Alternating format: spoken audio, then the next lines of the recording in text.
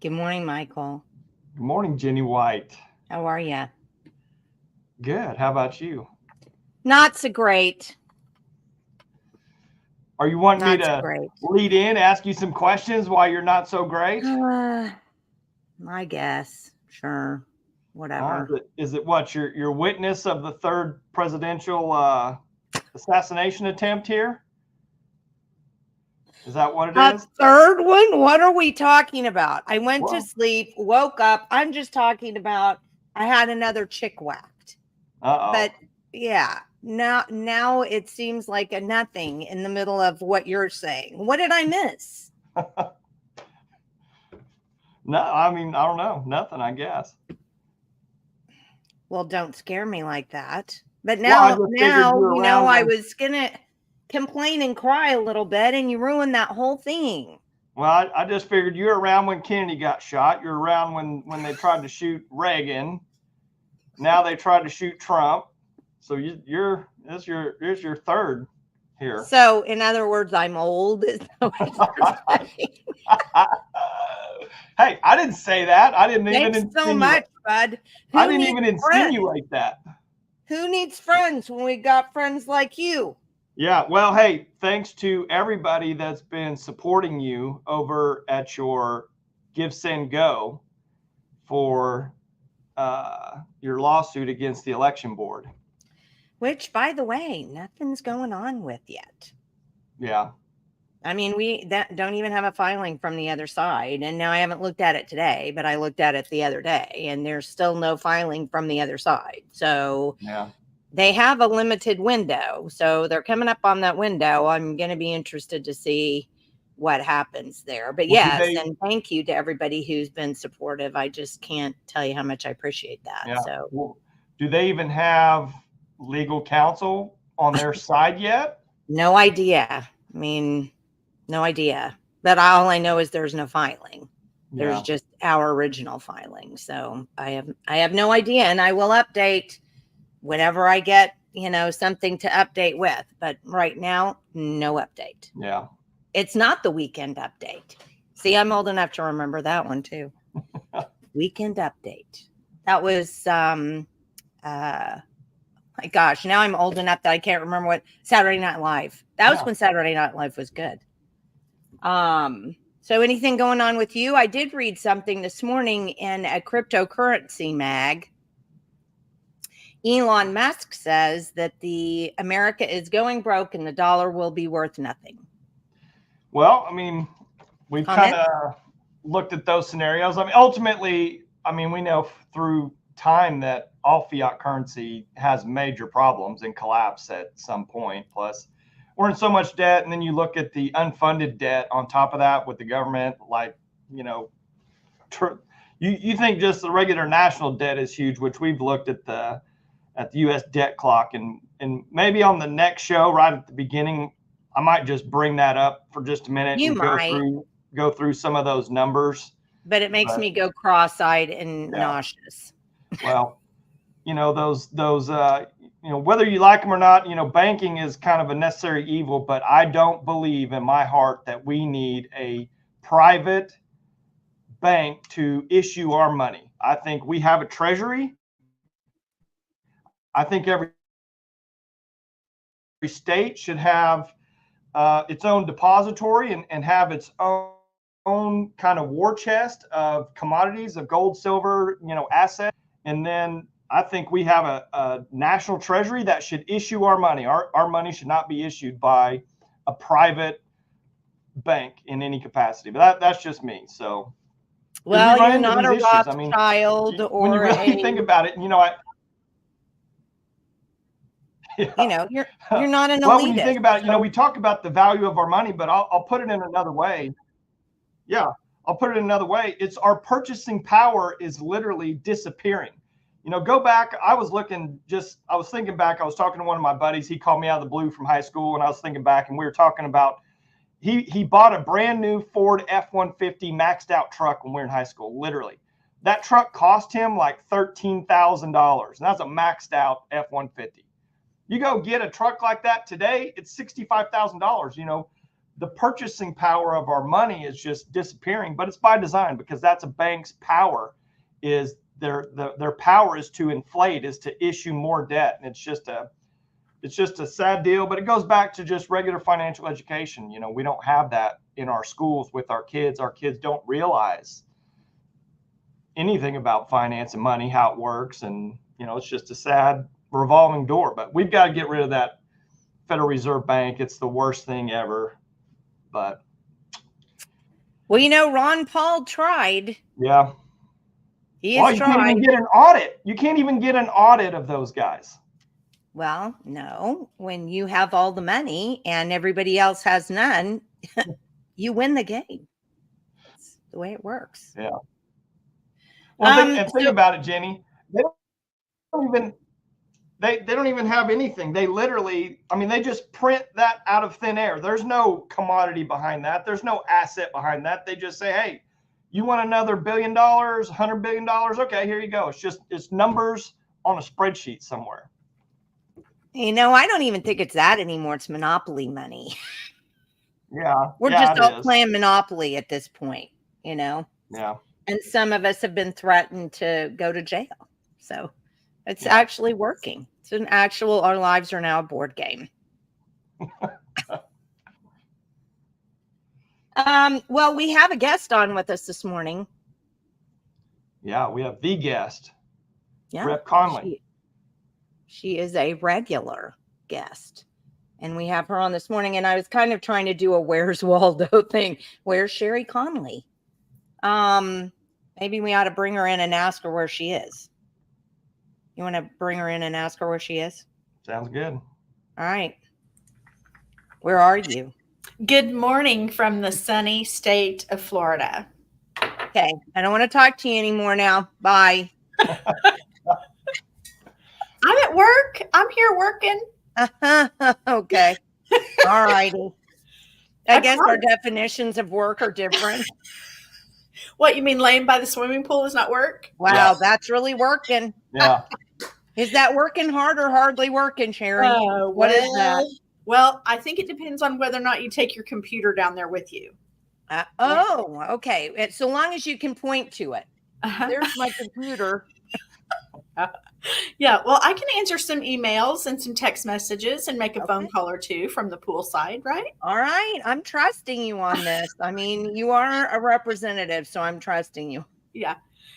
Well, I'm actually here for an education conference. And so, yeah, I'm looking forward to that. It's Turning Point Academy.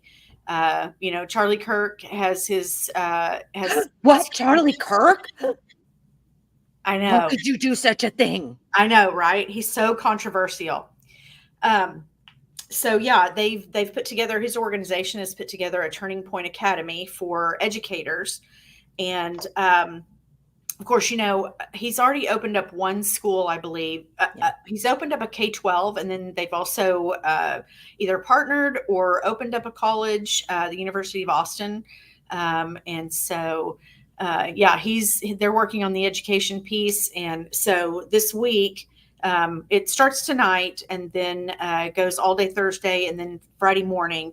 And then they have a Believer Summit Friday night, Saturday, and Sunday morning. And so we're not going to get to stay for the Believer Summit, but we are working on the education piece. And so I'm actually, very interested in classical education. And most people don't know this, but I've been working with a couple of other educators on opening up a classical education charter school. Nice. Yeah. So I hadn't really mentioned anything about it until now. because we didn't have a location. And, it's kind of one of those things where if you don't really know where you're going to land, and, there's not really. You have a location now? Yes, we do. Nice. Yep. We're going into some space at a church on the south side of Oklahoma City. And it's a great space. Lots of extra spaces for the kids. There's a choir room that's going to be great for orchestra eventually. Oh, nice. Yeah. So it's going to be great. I mean, of course, anything worth building, it takes some time, and you have to build a really good foundation. And so we're going to start with pre-K and go through third grade now, and then add another grade every year. I think that's a smart way to do it. Yeah. So we've been working hard on that and trying to get that going. And so we're hoping to open up August of 25. So I'm going to ask you a question because I don't think people know the answer to the question I'm going to ask. Okay. What is different between classical education from regular public education? Yeah, that's a really good question. So classical education focuses on the arts. They focus on rhetoric and logical thinking, reasoning. They're very big into world history, studying the history of the United States and civics. And then, of course, they bring in the arts. They use for reading purposes, they use all of the classical writers and literature. And so it is a very heavy focus. I mean, think about the way our founding fathers were educated, and that's pretty much what classical education is. Now, there's some schools that are classical Christian, and then, of course, ours will be a classical public school. And so everyone will be welcome there. And we're just so excited. So we're going to kind of combine the STEM education piece because we completely believe that technology, is going to be part of everybody's future. But one of the things that we're not going to do is the technology piece will not be a part of every classroom, every day, all the time. It will be teacher-led, and there will be limits to technology access for kids. We'll teach them how to use the computer, but they're not going to learn from the computer. So, we're excited about that. Well, and I would hope that you wouldn't even do that until middle school because when my kids were in public school and they were in elementary school and there was this focus on technology that I just couldn't stand because those kids need to learn to read. They don't need to learn to get sidetracked by everything that's going on a screen. It's just so and I agree, but I love classical education. My kids were educated classically. I think, and I've thought about this a lot, and I've written some articles about it too. One of them that I wrote in the Federalist several years ago. We're missing, we've lost that emphasis on art and music, home economics, shop.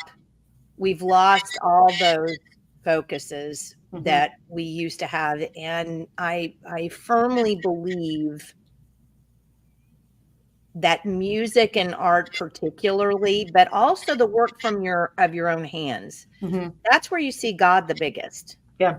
Those are the places where you see God the biggest. Yeah. It's that you get that feeling of what God has done when you see a beautiful painting or you hear a beautiful symphony and we're missing all of that. And what we're getting instead is a bunch of techno crap that isn't doing anything except stressing people out. Yeah.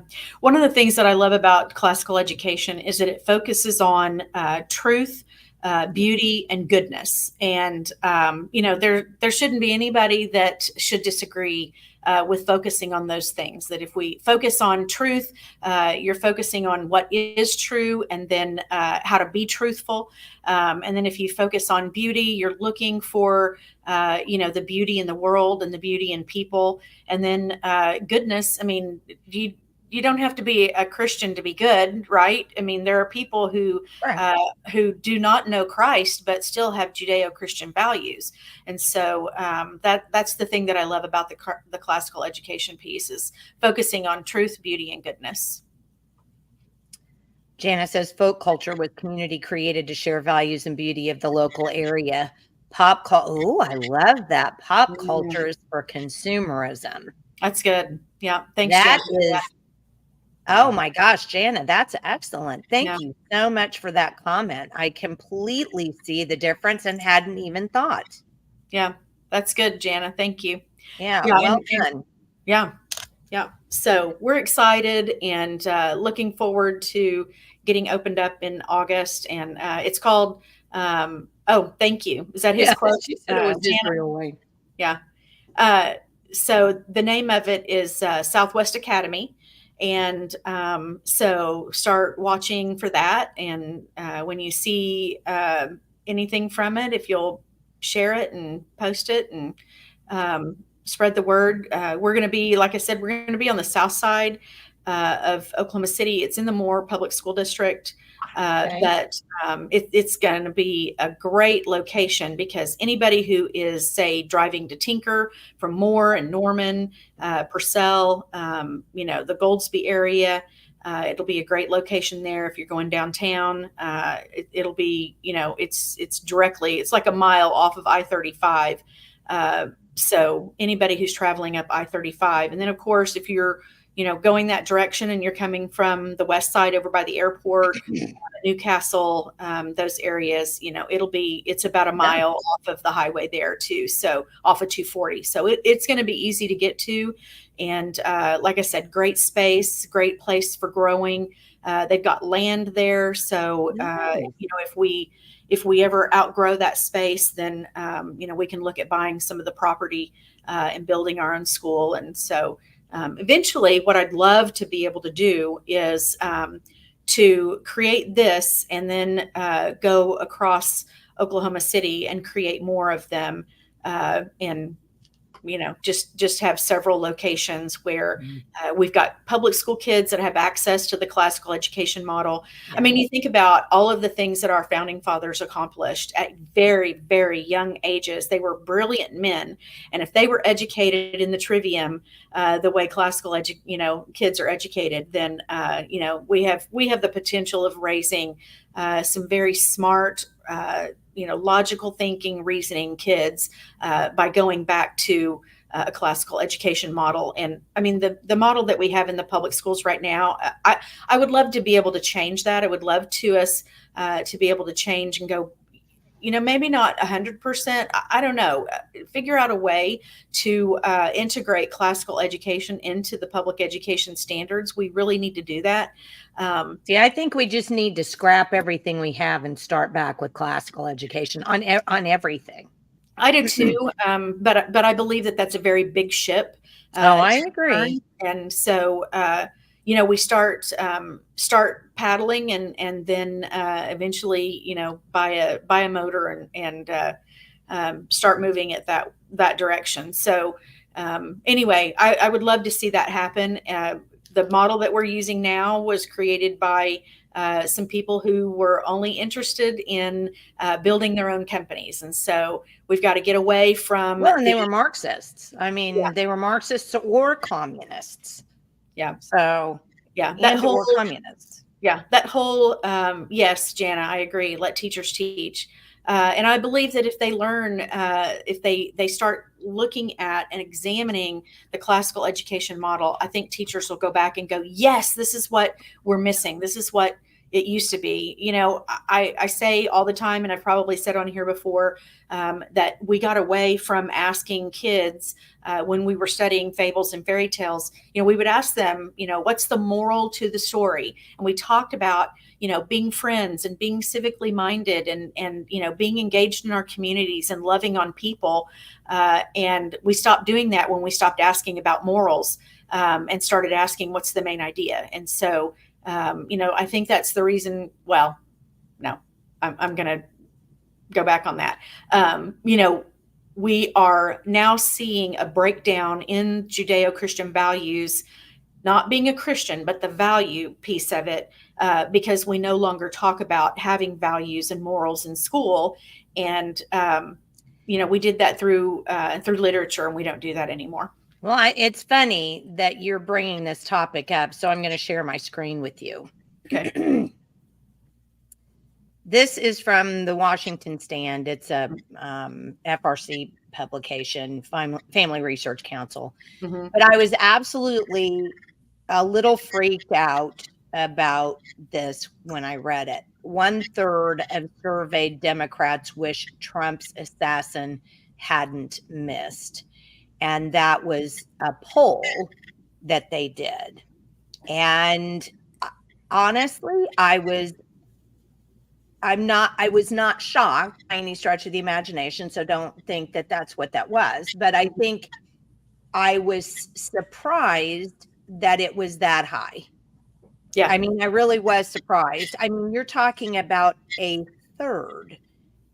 I mean, that's 33% of the public. I think that's extraordinarily high for people to, what did they say again? They said, wish Trump's assassin hadn't missed. So they're literally wishing death on a person. I mean, let's not even talk about it being a sitting president. Let's just talk about it being a person. Mm-hmm. But it's important because it was a sitting president. Why?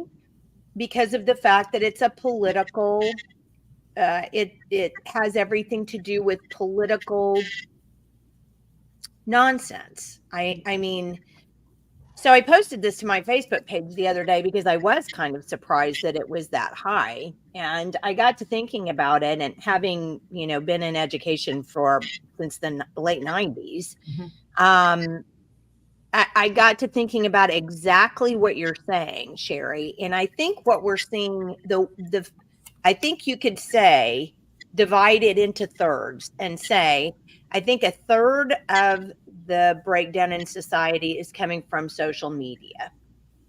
I really do. I think parents simply don't pay attention to what their kids are looking at online. And what they're looking at online is affecting everything. It's affecting their sexuality. It's affecting how they think about things, what they believe. So I would say about a third of it is that. I would say about a third of it comes from public school, because you've had at least 2 teachers that I know of, and I would imagine that it's more, but I've been following kind of on Twitter a little bit, some of the Oklahoma teachers who have posted to their own social media saying basically, gosh, I wish that assassin's bullet hadn't missed. That's a teacher in Oklahoma public school posting this to social media. Mm-hmm. Yeah. I was very happy to see Ryan Walters come out and say, I'm firing this one, the one that I saw, will be fired. I'm sorry, but you should be fired. Yeah. You should not be teaching around children if you believe that somebody should be murdered for their political beliefs. Yeah, they're advocating violence and murder, and who wants their children around that? No matter what your value system is. I mean, whether you're Christian or not, if you advocate for murder and assassination and violence, then you shouldn't be around children, no matter what your political affiliation is. And I completely concur, because I think we can all have political beliefs. I mean, and we sure better, frankly. Part of the problem right now, actually, is that people just aren't paying attention to what's happening politically, because the politics is creating culture. And before, our church is the one that actually created culture before, when the majority of Americans were churchgoers. And I don't mean to say, I have to go back to, you have a choice, right? God gave us a choice whether to follow Jesus or not. We have free will. But there are people who aren't Christians who still hold Judeo-Christian values. Correct. And so, when you have, only basically a third, I think it's 32 or 34% of the people are churchgoers in the United States now, that follows along exactly with what you're saying. And so when people who have Judeo-Christian values no longer control the culture, that's when you have the breakdown that we're having right now in the United States. So these people, whether Christian or not, those who hold Judeo-Christian values need to get involved in politics and paying attention to what's happening in our culture, because politics is driving it right now. Well, and I honestly am so frustrated often lately. We've had this, we're going to make every teacher have a Bible in their classroom and teach out of the Bible. And I so disagree with that, even though I'm a Christian, and I hope to inculcate Judeo-Christian values in my kids and try to follow that model myself. You can't force that on people. I mean, you can't. I mean, sometimes I get irritated with street preachers calling people names and standing on street corners screaming that you're going to go to hell. I don't know how that brings the love of Christ to anybody. You just can't force it. But I think we need to have better role models too, because I do believe that part of what we're having, Amber has that comment, the pastors and church councils are also complicit with driving people out of the physical building of a church. I think that's 100% accurate. I mean, I do. I mean, yeah. We left the Methodist church. Part of that whole overarching theme for a long time has been I can't tell you how far this goes back for me, a long way, but it's always like, don't talk about religion, don't talk about politics. You'd always hear that, like, in business and all these things, but that's really the crux of the problem, because people like me, for a long time in all my relationships, I didn't talk about business, I didn't talk about politics. So now, in my opinion, we've kind of ushered in this, let the politicians do politics, don't talk about God. Now we've removed all those subjects that need to be talking points.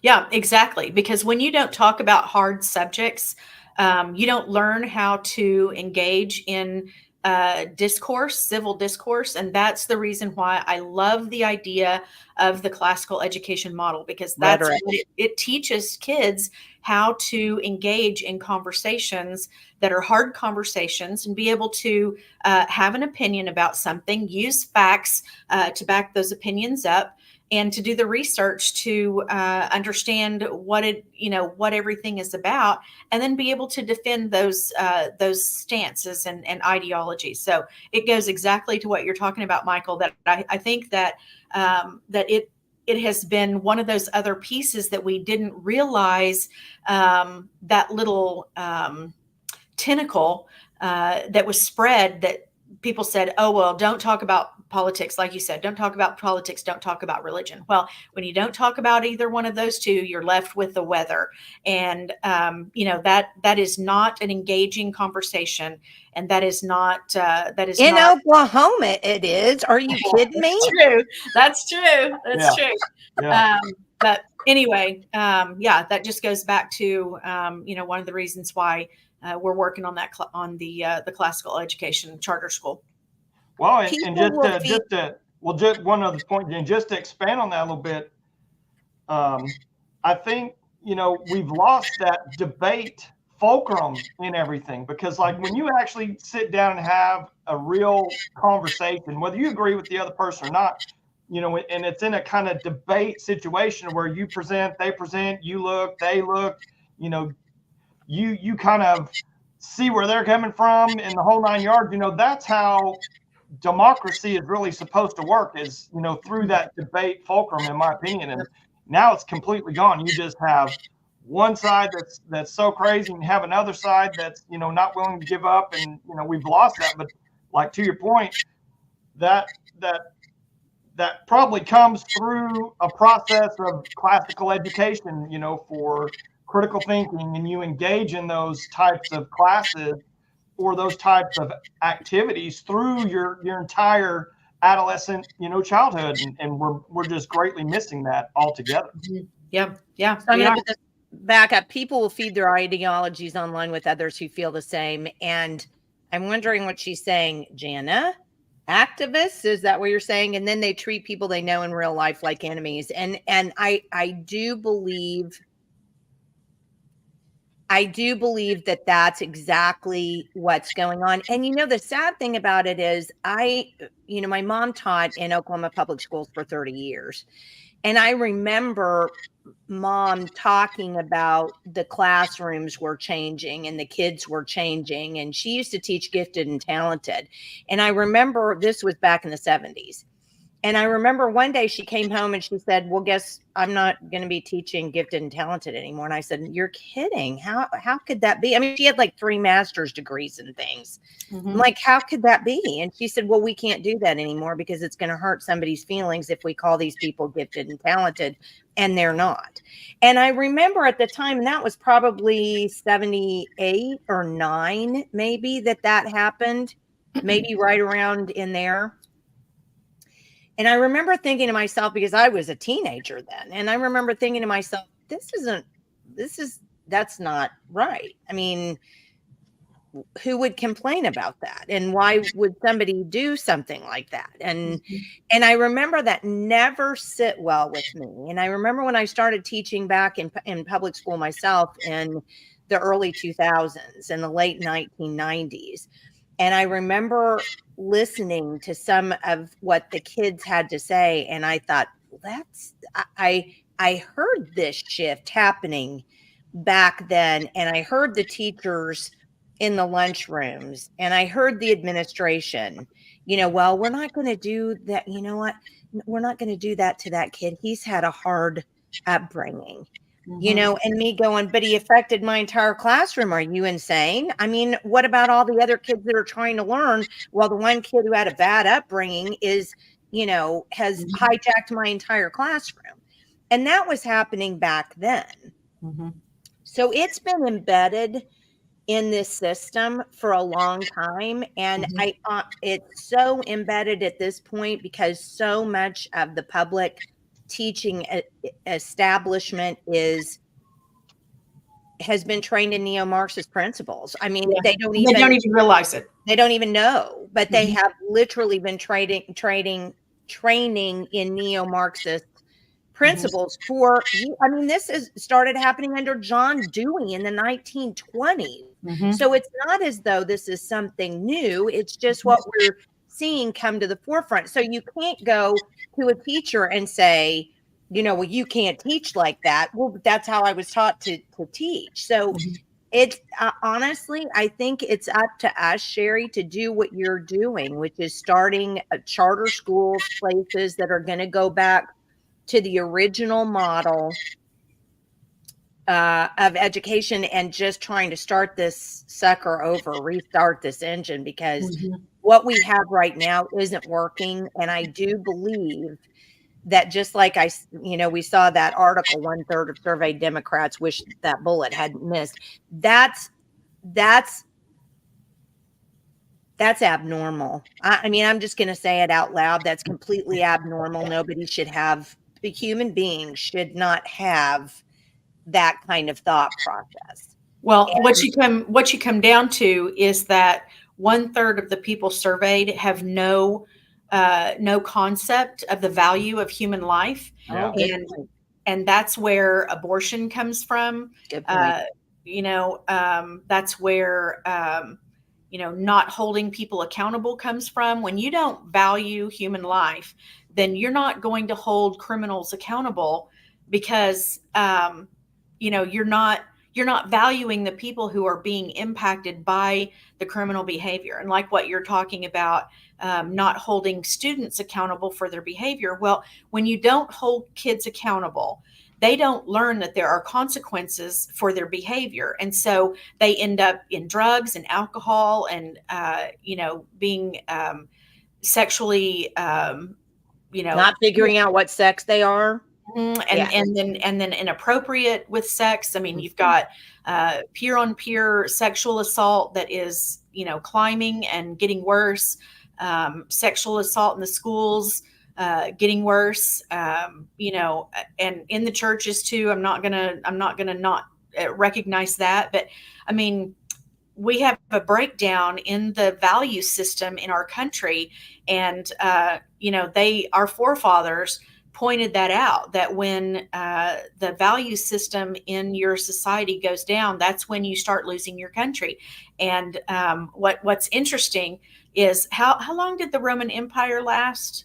Oh, what was it, 900 years or something? I mean, it was a chunk of time. It was a chunk of time. But there was we're going on 250 years, and it's already starting to happen here. Flame out. And you give people freedom, which I'm 100% for freedom. And there's some people out there who believe that the Bible is the only law system that we need. And so they would do away with, completely do away with all the laws and things like that, and go by the Bible for their law system. Did you know that? Have you heard? There are people out there like that. And so, I mean, which I think I can't believe how embedded in so many organizations that we've followed for years, that conservatives have followed for years, how embedded that stuff is in those. And I'm going to say it again. I'm a Christian, and I will talk to you about Jesus every day of the week. I'm happy to do it. Me too. But the thing of it is this, it's almost no tolerance. Yeah. I mean, how do we get to a point as Christians then when we can't be the tolerant ones? How do you not find a way into society's cracks the way Jesus would have done? And it wouldn't have been standing on a street corner, screaming, "You're all going to hell," or banging people over the head with a Bible, or forcing people to read from the Bible. Yeah. Yeah, he didn't force anything onto anyone. And I heard somebody say one time that Jesus is a gentleman, that God is a gentleman. That's the reason why we have free will, because he's not going to force himself on you. And, we all have choices, and it's sad to see that the choices that some people are making, are just so harmful to fellow humans. And so, anyway, we've got to, I feel like I'm playing like whack-a-mole or something, that there's so much that has come up that needs to be fixed. I'm laughing, but it's not funny. I mean, but the visual is great. It's true. Mm-hmm. Yeah. It is like whack-a-mole. Yeah. So much has popped up, which takes me to my Broken Trust nonprofit. Yes. Because, it started out, whenever I first found out or figured out. I mean, we've heard stories. I'm gonna digress a little bit. We've seen the stories on the news about the sexual assaults in school. And when you see one week, and then a couple of weeks later you see another one, and then maybe a month or so later you see another one, you don't really put together the numbers, and you don't really understand the impact of it until you see it all together. And that's why I started pulling reports that I could find online about what's been happening in the state of Oklahoma. And so, to date, I think the last time we talked, I had 140 on my list. I've got 146 with a list of others that need to be added. So we'll be over 150 here pretty soon, just since 2014. Now 150 what? I'm sorry. Yes, 150 predators that have been identified. charged. Maybe some of them have gone through the judicial system and are serving time or have served time. And the majority of them are on the predators list, which is good. But they're not serving enough time in prison because they're only really getting convicted of their digital crimes. And so, that only gets them 5 years sentence, 5 years, and then they get out in 2. Perfect example is the gentleman who ran the teacher walkout page. Oh, yes. He was convicted in 2021, I think. I'm not sure what his sentence is, but he's already out of prison. And, that's just not long enough for somebody who has sexually assaulted and abused a child. That's just not long enough for my taste. Now, like I said, he has to register as a sex offender. But I mean, here's the problem with that. How many situations have you heard of when a sexual predator who was supposed to be registered either wasn't registered or was living within, like a mile of a school or something like that? I don't remember what I mean, we make these laws, but then we don't make sure that the laws are followed up. Mm-hmm. And so then there are ways to get around the laws. And that's part of what's happening here. And I think the other arm of what you're doing too, Sherrie, I think should be finding ways to make sure the laws that we already have on the books are mm-hmm. better followed. Yeah. And thank you for that, because that is exactly what the premise behind broken trust is. We have laws on the books that should do the job to protect children, because everyone in the state of Oklahoma is a mandatory reporter. Mm-hmm. So if you know that a child, or you suspect that a child is being sexually assaulted or abused, you are supposed to be reporting that to DHS and to the police.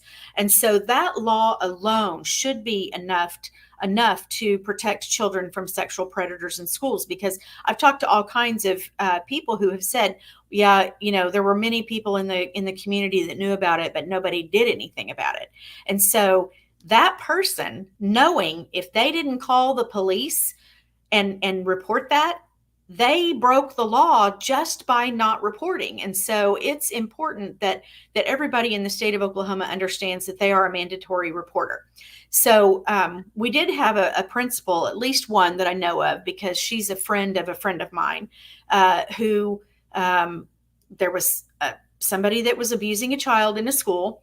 She went to the principal and told the principal, or maybe she went to the superintendent. Maybe she was the principal, and she went to the superintendent, told them. They said, we'll take care of it. It never got taken care of. And then whenever it finally came out, this woman was charged with a misdemeanor.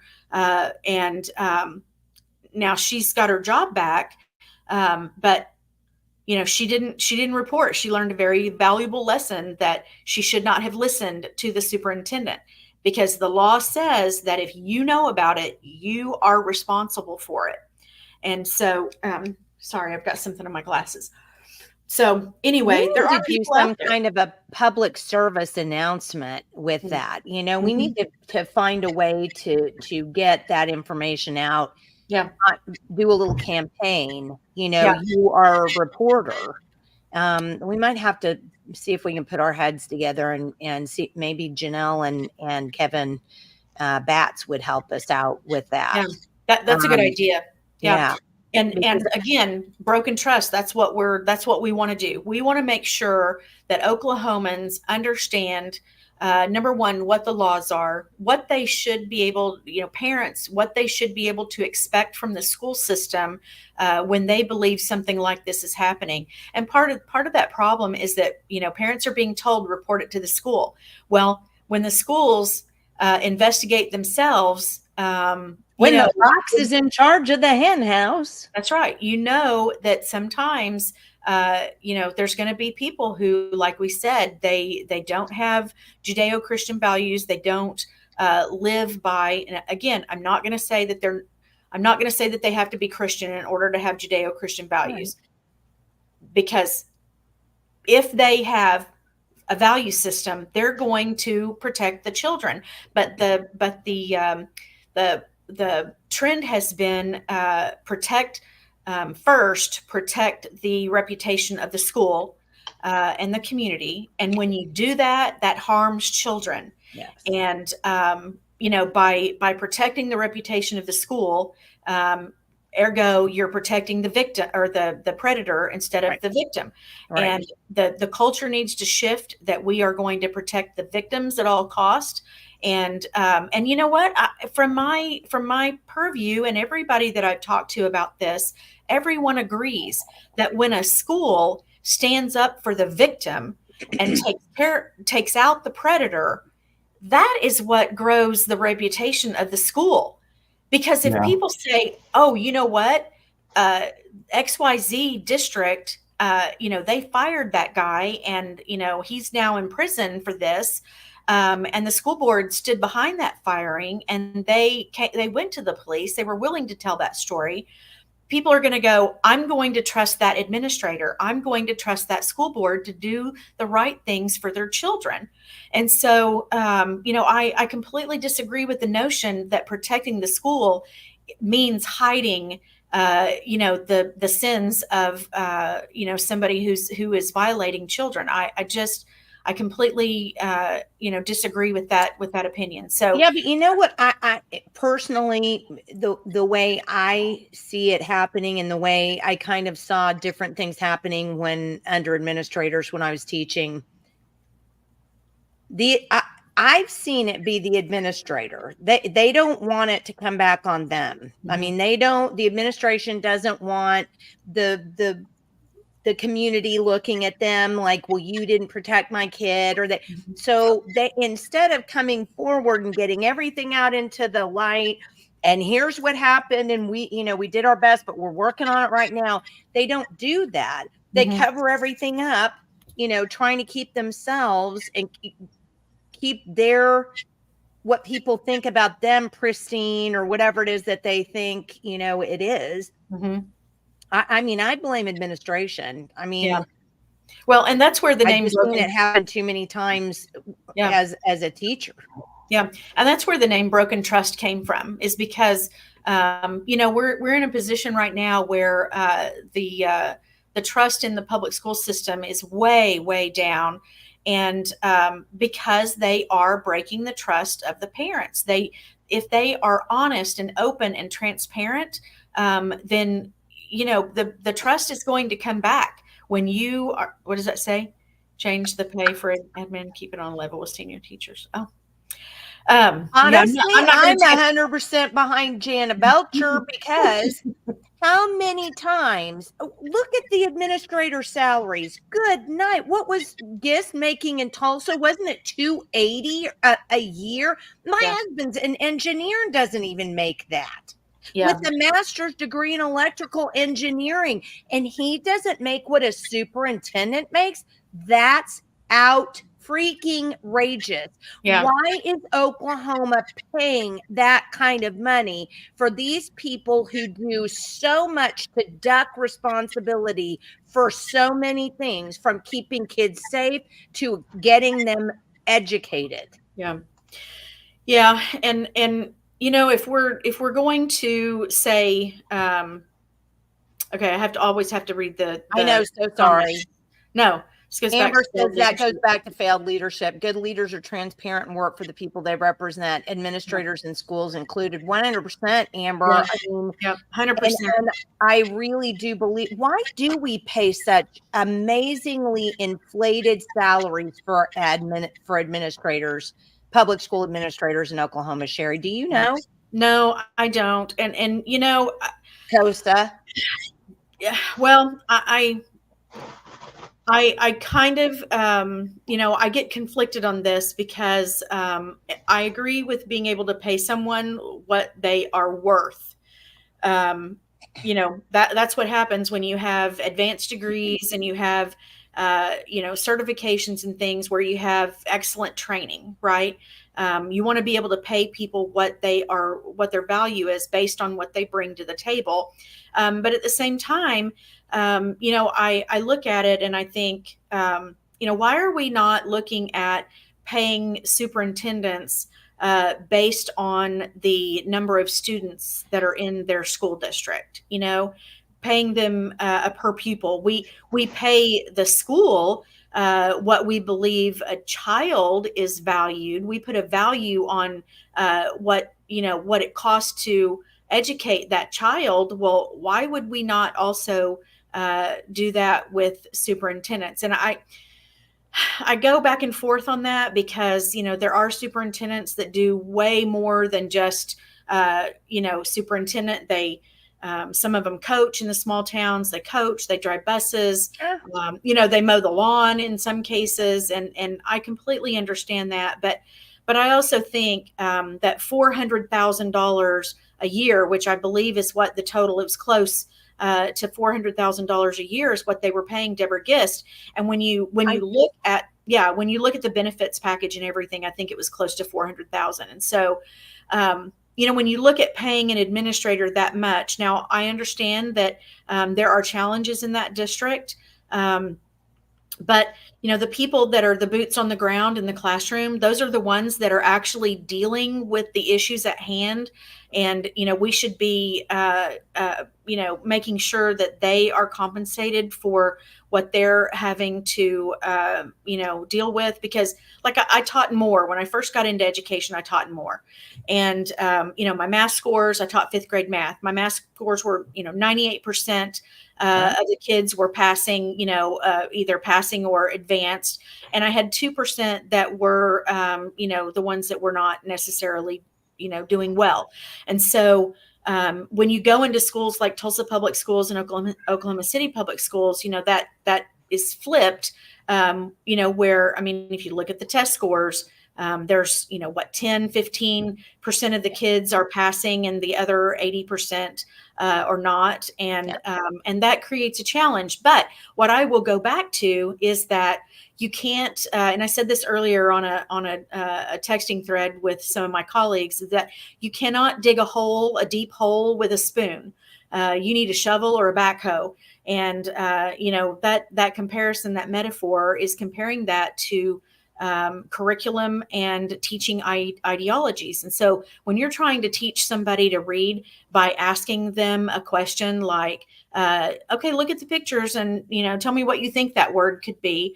Well, what if there are no pictures, and what if the picture isn't related to the word that they're struggling with? By not giving kids word attack skills and teaching them how to decode, you are setting them up for failure. And so 100%. We've got to get rid of the three queuing, which we did in Oklahoma this year. We've got to make sure that kids are being taught how to decode and understand words. We need to be teaching Latin and Greek root systems. That's what our language is built upon. Absolutely. And again, that takes me back to the classical education model. They teach Latin to those kids. They teach Greek to those kids. It's really what we're doing with the curriculum in the classrooms is what's creating the problem. We've got to go back to what we know works and stop buying into ideologies and teaching methods that are easy and go back to what works. Well, it's kind of the same thing. And Michael and I have talked about it on this show numerous times. It's the whole progressive model. If you're not doing something new, you're not progressing. And if you're not progressing, then you're dying. So it's kind of the same way, so many legislators, like I've told a story about, Representative Bands, who told me one time, well, I'm up here to make laws. It's like, if you go up there, then that's what your job is to make laws. No, your job is to protect the freedom of everybody in your district. And that may not mean making a law. It may mean repealing a law. It may mean stopping bad laws. Yes. We have this idea in our head that somehow new is better. somehow if everything will get better if we just try something new. Yep. And I saw that as a teacher over and over and over again. I saw it as a student. My goodness, in the 70s, we had what was called star reading. And you would go, do you remember star reading? Yeah, I used it in my classroom. Yeah. It was a great individualized program, worked so perfectly well. Kids got individual time. If they needed more help, the teacher was there to do that. But those who were able to do things quickly, ended up getting a way to do that. But then all of a sudden we had to stop all of that. We had to all go into one classroom. Every, student in 6th grade had to all pile into one classroom and hear this. It was the most ridiculous thing. Even as a kid, you're like, what are we doing? I mean, why are we doing all this nonsense? One-room schoolhouses were how the populations today became educated. There weren't, sorry, you can argue with me all you want, but you'll never win that argument because it's just the way it was. Yeah. So we need to go back to that model, which was more individualized, which was more allowing kids to do things on their own timeline, really drilling, things like reading and math, and then building on that. And I do believe that is what classical, education does. So I'm so 100% backing you on that. Hold on, Amber's yes, the approach and how we teach our children is so important. I used a phonics method to teach one of our daughters to read, and she learned to read in 2 weeks. Yeah. Yeah. So I'm really excited for the state of Oklahoma to, embrace phonics again and go back to that, and use a method that works. And of course, my conversations always go back to education, but that's that's also why we're creating the Broken Trust, is because I want parents to be able to trust the education system again. We need to take the education system back to what it was, and make it, progress doesn't mean technology all the time. And it doesn't mean using something easier. And it doesn't mean teaching kids, using a computer program to teach kids. Kids are always going to learn better when they've got a teacher in front of them, when they can ask questions. The teacher can monitor understanding and, pivot in a moment when she or he can see that kids aren't getting it, or there's a gap somewhere, or something was left out, that sort of thing. We've got to go back to a teacher in front of the classroom. We've got to get the computers out of the class and stop using those as the way kids learn. And so round of applause. Yeah. So, kids shouldn't have to go to school and, get sexually harassed or abused or assaulted.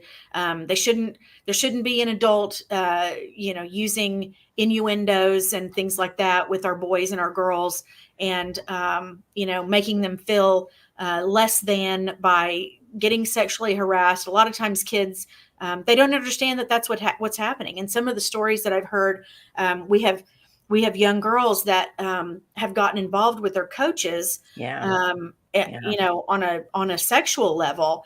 And, these coaches are telling them, and teachers too, I don't want to just pick on coaches, but, and also, it's counselors and paras and teachers assistants and bus drivers and administrators, superintendents. I mean, there's not any of the job titles that are exempt from any of this. If you look at all the stories that I've put together, it's there's some from all of those backgrounds, and so there's nobody.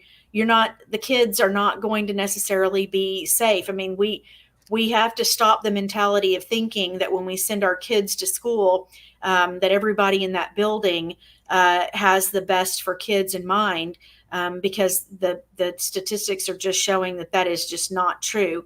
And we have to put trust where trust is, and then root out where it's earned. Yes, where it's earned, and then and proven, and then take those people out, get them out of the schools that do not have what's best for our kids in mind. And well, let's catch up on a couple of. So Dana says our return on investment has to improve. More money for the superintendent administration will not and has not solved the problem. That's been proven. And that's true. I get so tired of we are investing $24 million more in education. Well, you can't invest. The legislature, can't invest my money. That's illegal. So that terminology is wrong and needs to be stopped. It's illegal for you to use my money for investments. So stop that. And then the other thing is we have got to quit giving out money like it's candy. If you earn it, you get it. If you don't, you don't. I mean, that's just nuts. Time for drastic changes and not the status quo. Amen. A teacher is not a placeholder that's allowed to teach and not to be told how to teach, what to say, or how to say it. Yeah. And yeah. You know, back whenever I was working in Oklahoma City, it was in the early 2000s. I think it was around 2008. Maybe I was standing having a conversation with a group of teachers, and I said, you just watch, one of these days the curriculum is going to come down to you, and you know, they're not going to see you as having any value. They're not going to see you as capable of doing the job, and you're going to get a script, and you're going to read that, and that's how they're going to expect you to teach. And if you just look at our tests, look at our standardized tests. They don't trust teachers to be able to give a test and to trust teachers with the testing materials, because you have to sign an NDA, you have to read a script, you have to go through training in order to be able to give these tests. And so they are proving to teachers that they don't trust them, even from the curriculum creators. And so and I don't think that I mean, a lot of teachers, I think, see that you know, all in the name of security. But you're telling a group of individuals that you're sending kids into the classroom and into the schools every day with, that we don't trust you, so we're going to give you a script to follow so that you don't do anything wrong. Yeah. Well, a lot of that came from Common Core, you know. Yeah. That's where a lot of that started, was that whole Obama remake of education and the 4 pillars. That's where so much, I mean, not that it hadn't been creeping in before, I'm not saying that, but I'm saying it got dug in like a tick on a dog with Obama. Yeah. Well, and if you look back at the Obama administration and some of the things that he put in place, you know, that's what created the discipline problems in the classroom. Oh, yeah. And the discipline problems, you know, it's what's driving a lot of our teachers out of the classroom, is that administrators, their hands are tied and they're just not dealing with the discipline problems. They're afraid of parents, and, you know, parents say, well, I'm going to sue you for, you know, civil rights violations, and you know, they get threatened and then they don't deal with it. And so it's just, again, that whole whack-a-mole idea that, you know, we've got curriculum issues, we've got teaching ideology issues, we've got discipline issues, we've got leadership problems. And, you know, and I go back to the higher ed system, that our teacher programs need to be overhauled, and teachers need to be taught correctly how to teach, and with non-neo-Marxist, Marxist principles. Well, that, and also I'm going to go back to the phonics piece. Phonics is not easy. Phonics is not, I mean, that is a very intricate, very detail oriented program, and it's complicated to learn. If you didn't learn that way, if you weren't taught that way, you know, I go back and you know, I talk to people all the time about how they attack words, even adults. You know, do you know the rules for you know, the vowels and you know, all of that, you know, adding ing and ed and dropping the y and adding and if I. there are 2 consonants, the vowel before that has a soft O sound. So many, even adults in their They don't 30s, know. have no concept of that. They were never even taught. How many times have you heard adults not conjugate a verb properly? I could have went. I hear that so many times. Adults in their 30s and sometimes even 40s don't know how to conjugate a verb properly. Yeah. So we're not teaching phonics. We're not teaching grammar. I mean, how many sentences did you, what is it called? I forget. Diagram. How many sentences did you diagram in 5th and 6th grade? A few in 5th and 6th grade, but man, when I took English in 9th grade, I got the hammer. You did it as late as 9th grade. Interesting. Yeah. Yeah. We were diagramming sentences all day. That may be when I started leaving campus and driving around. And I mean, if you think about it, when we stopped diagramming sentences, that's when the writing process broke down. If you're teaching kids how to write good sentences and how to understand how a good sentence is formed, I mean, you have to be able to form a good sentence in order to be able to form a good paragraph, right? And so if you're not learning phonics, you're not learning the language, then you're not learning how to, you're not learning grammar, and you're not learning how to put a good sentence together. Then you're not learning how to put a good paragraph together. And that makes you functionally illiterate. Yep. I rest my case. A round of applause. Yes, I rest my case. So this was a good comment I liked by Amber. We learn by touching, feeling, seeing, hearing, smelling. Students need to hold and touch the books, be able to highlight. The tactile piece to learning is critical. Yes. I can absolutely attest to that, not only as a parent, a teacher, and a learner myself. I noticed that a bunch of these books that my partner Michael Grande's got me stuck on, I listened to them, on audio while I was doing all my chores. I could not keep in my head some of the facts, and I literally had to go buy the books.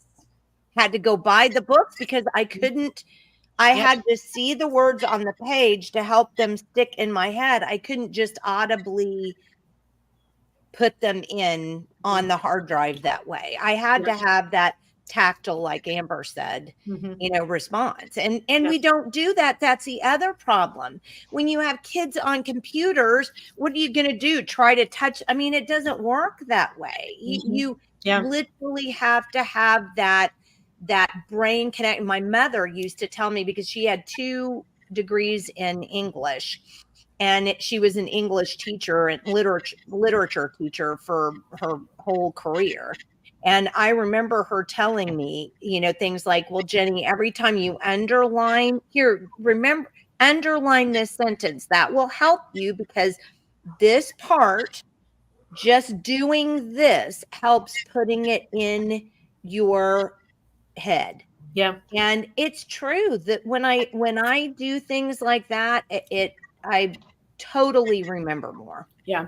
And even though, I mean, go back to spelling, even though it seems we don't have that anymore either, by the way. Yeah, no. And think about how, well, okay, I'm going to go back. If you learn phonics, you're going to learn how to be a good speller, and you're going to be a better speller, even if you don't have that memory piece, that a lot of people have struggle memorizing. But if you go down and you write a word 10 times, you have a better chance of remembering how to spell that. And then you're going to recognize it when you see it. And it just seems so ancient and so dinosaurish to talk about writing your spelling words 10 times. But I'm telling you, it's one of those things that works. It's paper pencil work. My mom used to tell me whenever I was young, math is learned through the point of a pencil. And so if math is learned through the point of a pencil, everything else is too. And so it's important that we go back to paper books, paper pencil work, getting away from the computers. And like I said, everything goes back to education. But the broken trust thing is just about getting everybody to where they understand I want parents to know what the laws are. I want them to be familiar with the laws. I want them to understand what grooming looks like, and I want them to figure out how to talk to their kids about what that looks like. Well, let's share this. Let's share this event right now, and then you can talk about that. Okay. Can you see it? Yeah, it's kind of small, but yeah. Okay. How do I make it bigger again, Michael? Hit Control Plus. Control. That'll make your screen bigger. Oh, I didn't know that. Thank you for teaching me. Did it help? It doesn't look like it helped. Are you in a tab? Yes. What? There. Is that helping now? Yeah. That's a little better. Yeah. All right, So Tuesday, August 6th, we're having a parents forum, basically, where we've got some speakers coming in that's going to talk about predatory behavior, how to identify it, how to talk to your kids about it, and how to teach kids how to recognize, when they're being possibly being groomed. It comes from somebody testing the waters, of putting their arms around them. You hear all the time. I hear teachers talk about, well, yeah, we kind of thought maybe something was going on there, because there were kids always sitting in that teacher's lap. You always saw back rubbing, shoulder rubbing, which is just icky and weird. Icky and weird for sure. Yes. And so, we want to teach parents how to help their students identify, and then what to do. I said earlier, we started talking about that they're reporting it to schools. Well, a lot of schools now have SROs. In the state of Oklahoma, we've given money to schools for them to pay for a resource officer. Well, in some cases that I've seen around the country, and a couple here in Oklahoma that have been very obvious about this fact, is that SROs work for schools. They're paid by the schools. They're law enforcement officers, but thank you for that link. Yeah, they're paid for by the school, but they're still law enforcement officers, so they still work, maybe for the local law enforcement. But the schools are reporting it to the SRO as reporting it to law enforcement, and that's just not the case. Unless that SRO files that report with the police department, physically files it with the police department, that is not being reported to law enforcement. And so parents, the first phone call that parents need to make, they can reach out to us, and we'll help them, with some guidance on how to navigate that. But one of their first calls needs to be to law enforcement to report it. And then, of course, to DHS to report it then, and then they can go to the school. It's important that they go to law enforcement, because unless the law knows about it, there's not going to be a real investigation into it. The schools will investigate, but as we saw in the case with Ron Arthur, where he was allowed to sexually harass students for 17 years in the Shawnee public school system.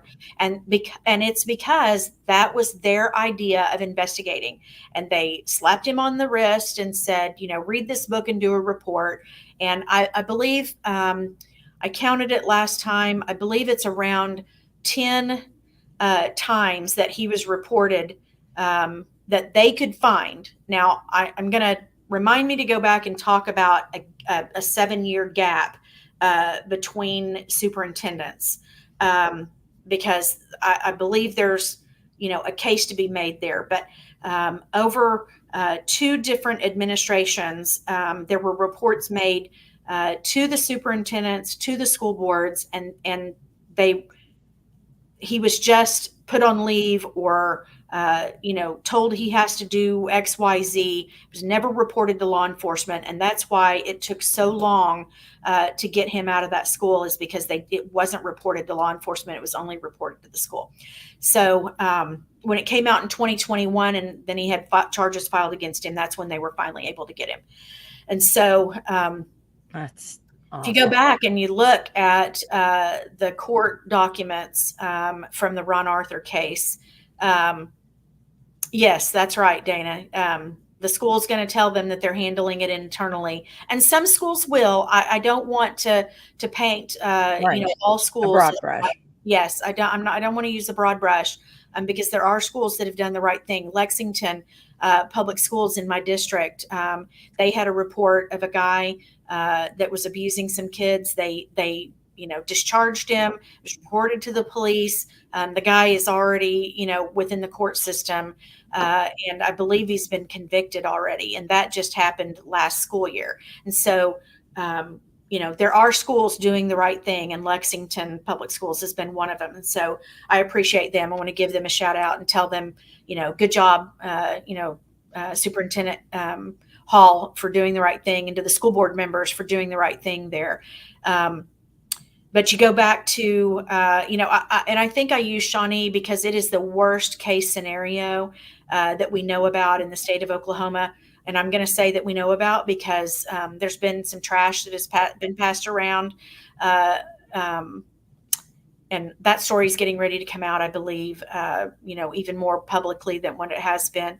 But that 17 years that he was there, there were 3 different superintendents that were on watch there. And there's a gap. Yeah, there's a gap there in between 2 of the superintendents where there were no reports made. And I believe that that's probably because the superintendent knew about it, but it didn't get reported. It didn't get investigated. He didn't get disciplined. That's kind of my impression. So anyway, who knows? I mean, because predators, that's not something, it's not something that they just stop doing. Right. There is intensive therapy and, intensive, I'll just say therapy, intensive training and therapy that needs to go into rehabilitating some of those people. And I don't believe that them being inside the system where they have access to children, I don't believe that is conducive to a healing place. And so, they have to get out of the school. If they're ever going to expect to overcome that, they're going to have to get out of the school system in order to be able to conquer that. So anyway, that's a whole other story. But, well, we're at about 1:18. We did pretty well today. Yeah. Pretty good. Do you have anything to kind of wind up on? Because you said something else. You said, remind me to talk about 7 things. Yeah, it was those years in between those 2 superintendents that I believe that there were not any reports made. So I believe that there were probably more, because I've talked about the data, I believe, on here that 1 in 10 students will be sexually assaulted, harassed, or abused by a school employee by the time they graduate. We've graduated 4,500 seniors in this last year. That's 4,500 students, and that's probably just the tip, because the other statistic on that is that researchers believe that only 6% of the cases get reported. Because what happens? 6%? Yeah. Because you have things that happen. Sherrie, I know. That's 94% that aren't getting. Mm-hmm.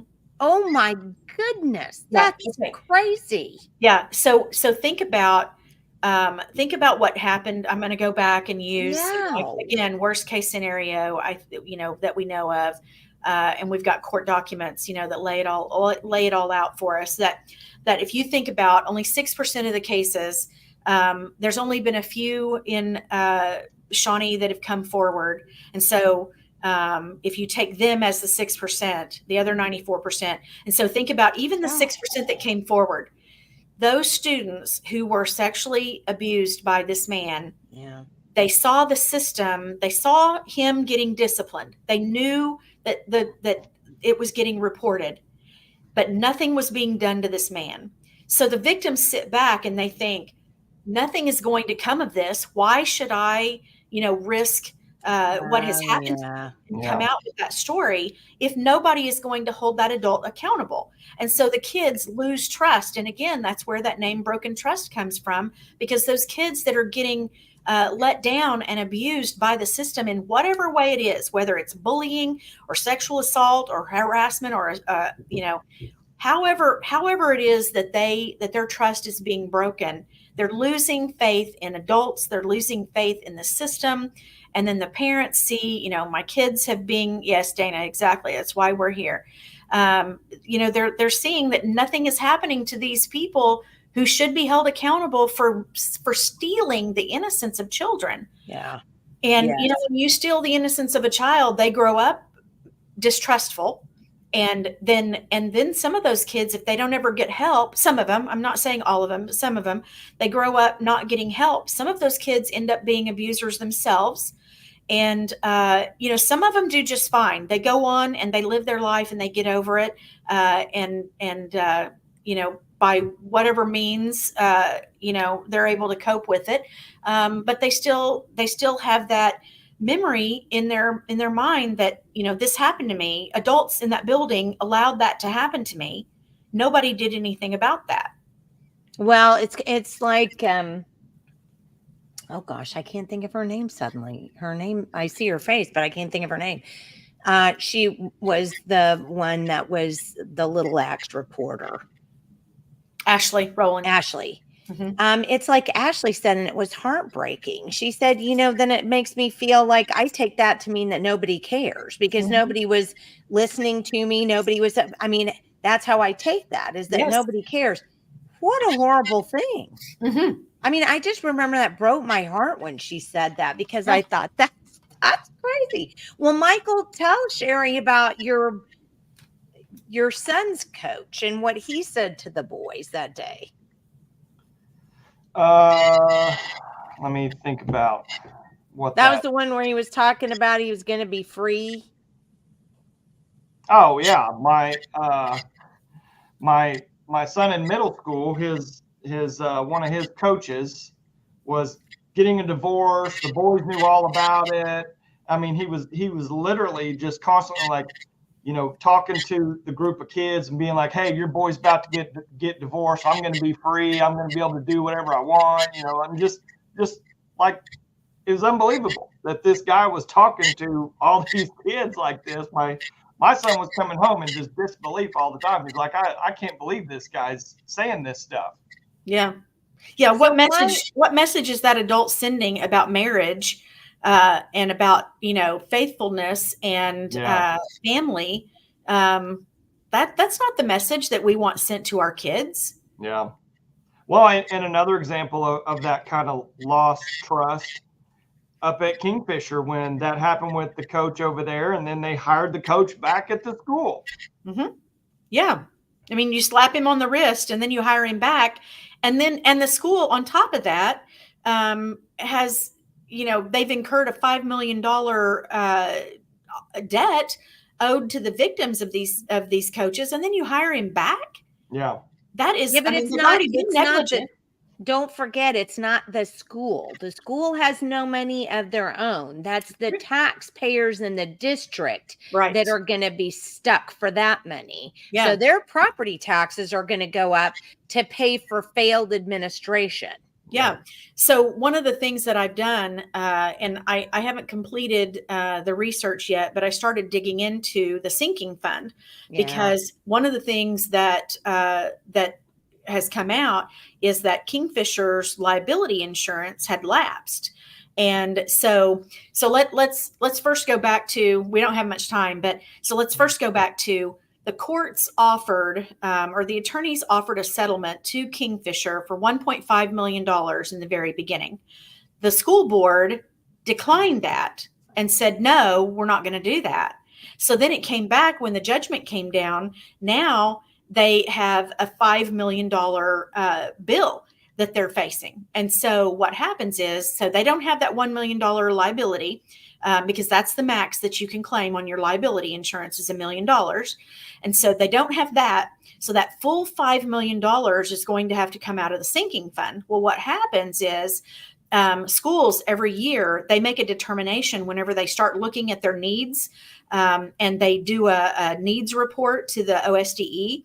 Well, part of that includes how much money they're going to need from the sinking fund to make up for the differences, from what they're going to get from the tax base and what they're going to get from their funding formula. Well, that all goes to the sinking fund, and then they make the request to the county, and the county puts the, for the millage, and then that bill goes to taxpayers. And so when they say, well, we need 34.84, whatever that, yes, mills, to cover the balance on our budget, they don't have to justify that. They just say this is what we're going to need, and that's what they put out to the taxpayers. Taxpayers don't realize that, and so then when they get their bill at the end of the year, and it says this is how much your taxes are going up, it's because of the mills that they've asked for in that sinking fund.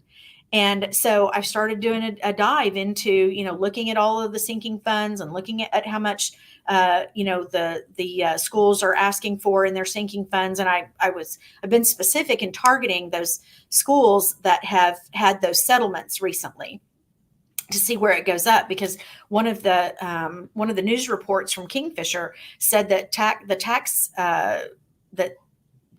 taxes are going up 12%, that they were going to a 12% increase on their ad valorem taxes because of that. And so, I was going back looking to see where I could find where that's added and see what it's going from and to. It's crazy. I didn't even know any of that until Kendall Sacchieri, who is now a representative in the Oklahoma House of Representatives and will serve next year. Oh, Senator. She's still got. Yeah. She's going to be a senator, but she's that's right, senator. Sorry. Yeah, no, that's okay. But she still has a general, and so right. She's not in there yet. But I think that'll be. I think that'll be an easy, an easy race for her. I don't think it's going to be. I would hope so, for sure. Mm-hmm. Because she beat out Jessica Garvin, who was quite a moderate. So I would hope she would. Yeah. But I didn't know anything about that until Kendall told us about the sinking fund, because she was the county assessor. Thank you. I was like admin. It's an A word. County assessor, before she went on to run for office. And she was telling us about this, and I was absolutely shocked. I mean, honestly, it's the same thing that you have said before. We've all said before, we've got to get rid of property taxes, because that's just simply not fair to property owners.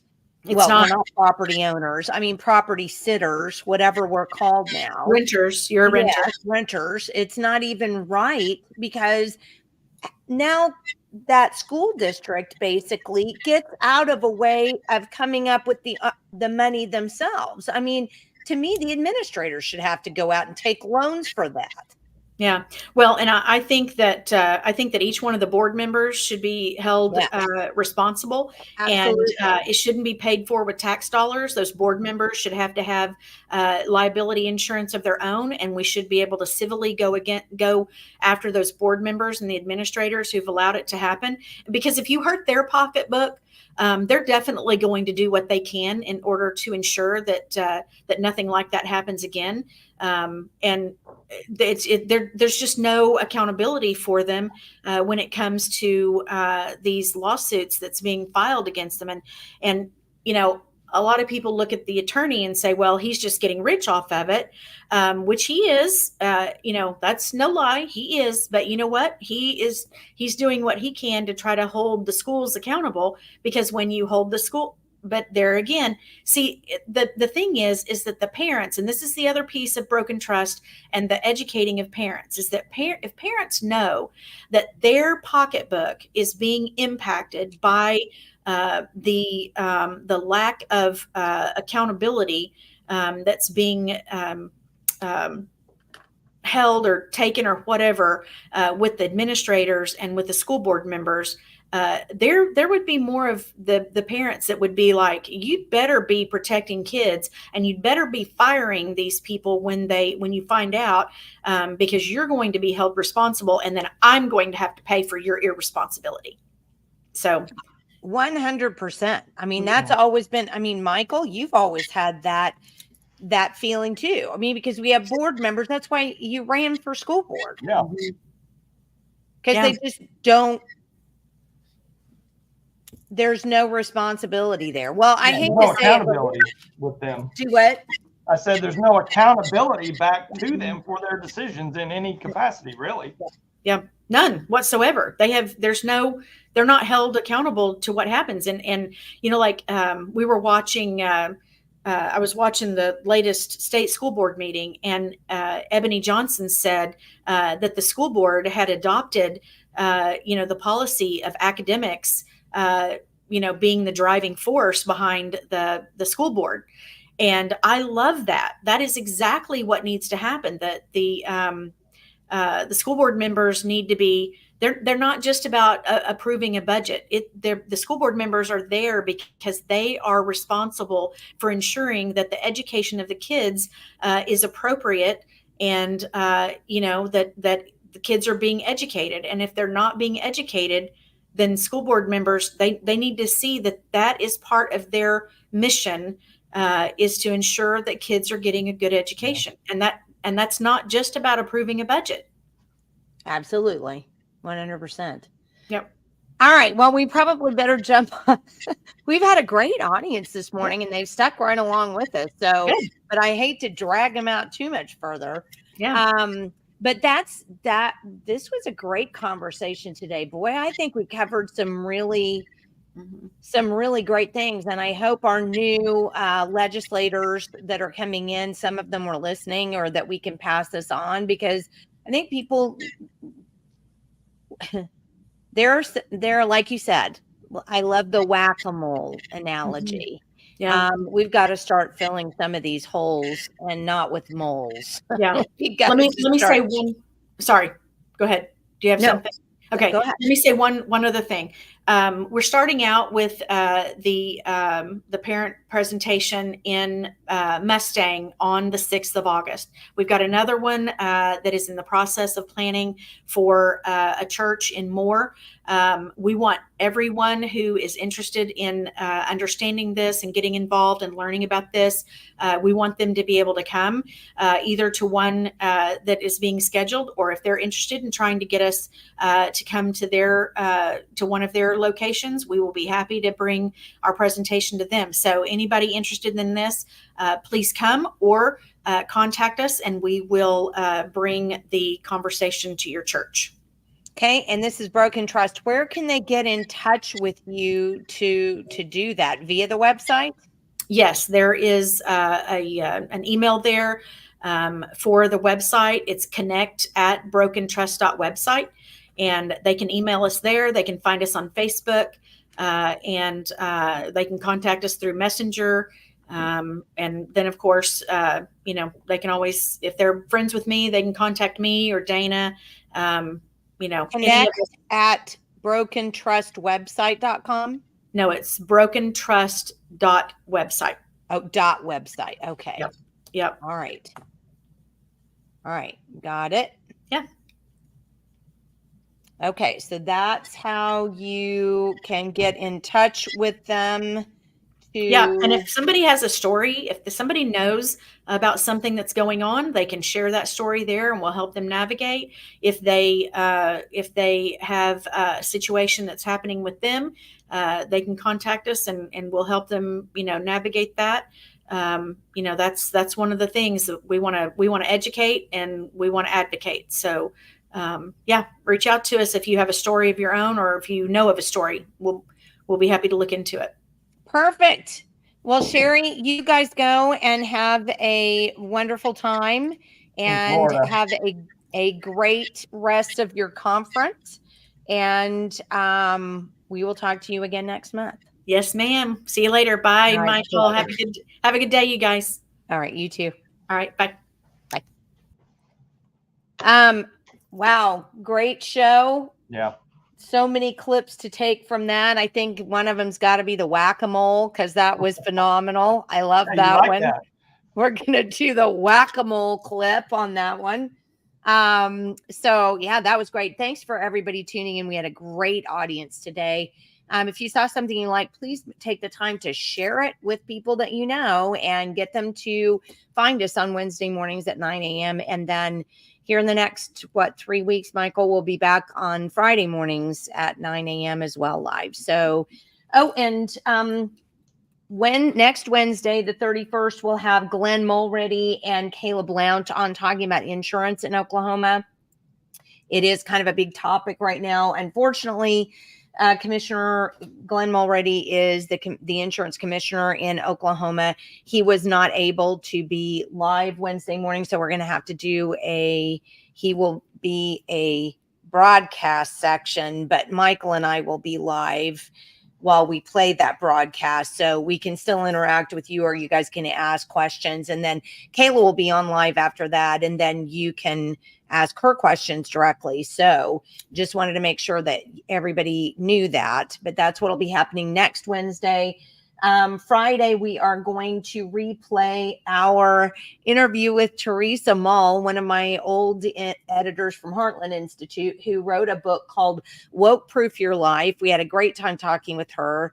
You'll want to tune in for that on Friday. It was a great book. You guys need to get it. It was, I love the way she laid it out. It was great. So check that out on Friday. So anything up with you, Michael?